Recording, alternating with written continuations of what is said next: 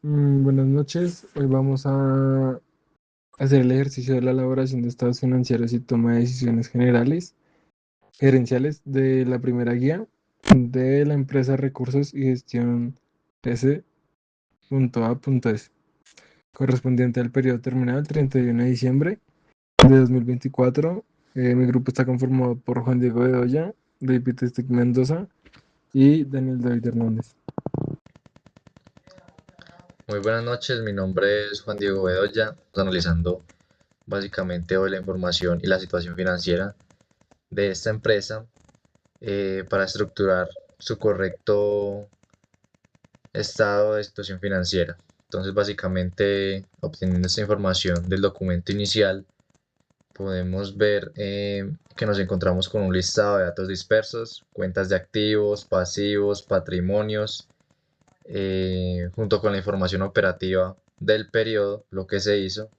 Entonces, básicamente lo que haremos será paso a paso procesar cada cifra y realizar las operaciones por cada una de sus categorías y construir la estructura contable definitiva.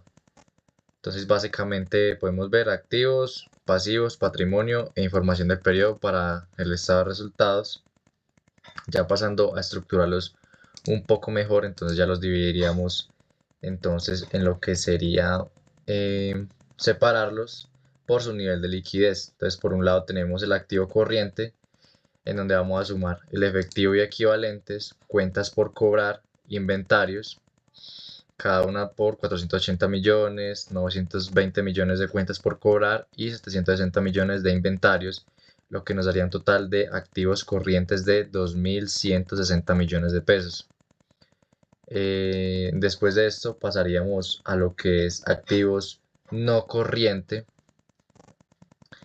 en donde pasaríamos a sumar, obviamente, propiedad, planta y equipo, lo que es básicamente la infraestructura o lo que conforma la empresa físicamente, que serían 3.240 millones de pesos, más los intangibles, que serían 300 millones de pesos, para un total de activos no corrientes de 3.540 millones de pesos.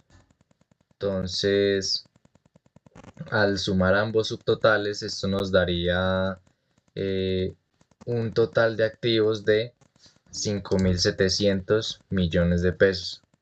Ya pasando a lo que son las obligaciones, organizaremos los pasivos según la exigibilidad en el tiempo.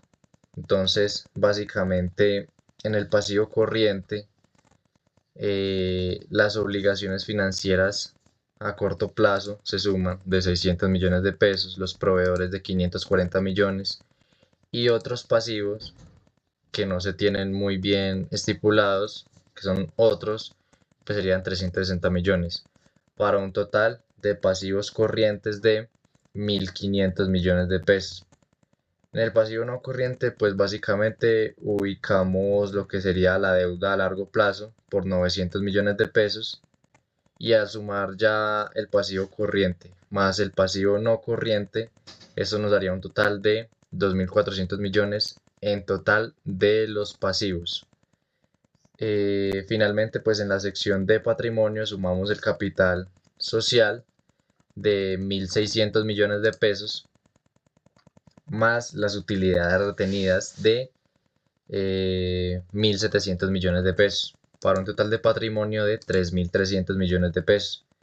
Y pues para verificar que la estructura es correcta, pues aplicamos la ecuación, eh, aplicamos la ecuación contable, sumamos el total de los pasivos, 2.400 millones, más el total del patrimonio, que son 3.300, acá está, que ya lo habíamos sacado antes, obteniendo un resultado exacto de 5.700 millones de pesos, igualando a la perfección el total del activo, lo que significa que pues nuestros cálculos eh, fueron correctos. Hola a todos, soy David Mendoza y continuando con la secuencia de nuestra estructura financiera, analizaremos ahora cómo organizamos la información del periodo para construir el estado restaurado de recursos y gestión SAS al 31 de julio de 2024. Para comprender el rendimiento operativo de la empresa, tomaremos los datos de ingresos, costos y gastos de la información inicial y realizaremos las operaciones en cascada paso a paso. Iniciaremos examinando la actividad principal del negocio. Partiremos de los ingresos operacionales, los cuales alcanzan 6.800 millones de pesos. A esa cifra le restaremos directamente el costo de ventas, que asciende a 4.200 millones de pesos, dándonos como un resultado de una utilidad bruta de 2.600 millones de pesos. A continuación, hablaremos del impacto de la estructura de operación. Restaremos los gastos operacionales, los cuales suman 1.540 millones de pesos.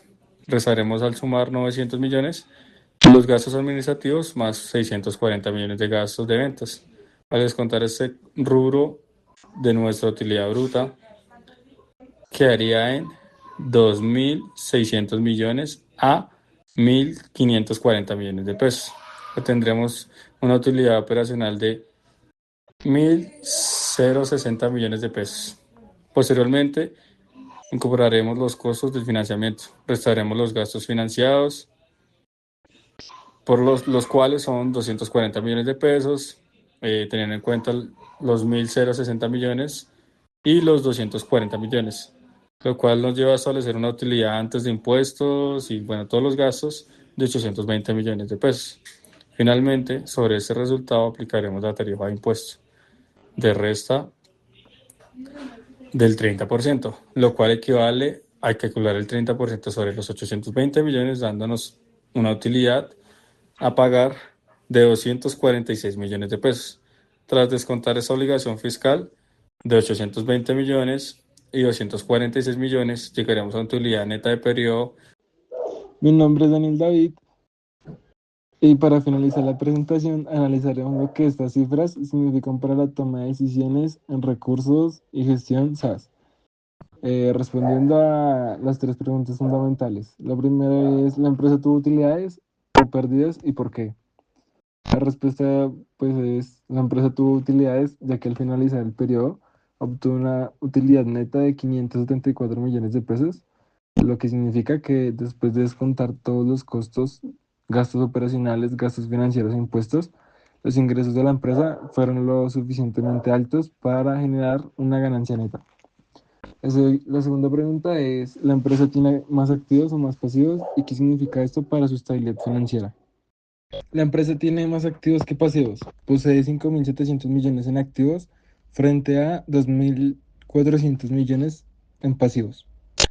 Esta relación demuestra una situación financiera bastante favorable porque indica que la empresa de recursos y gestión cuenta con suficientes recursos para respaldar y cubrir la totalidad de sus obligaciones. Y la última pregunta es, ¿qué decisión gerencial básica debería tomar la empresa?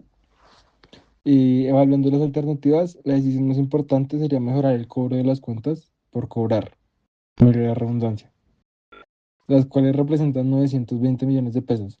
Si la empresa establece estrategias para recuperar ese dinero en menor tiempo, podrá disponer de más efectivo de forma inmediata. Esto ayudará a mejorar su liquidez y pues facilitar el cumplimiento de sus obligaciones a corto plazo, aprovechando de la mejor manera los recursos que ya posee.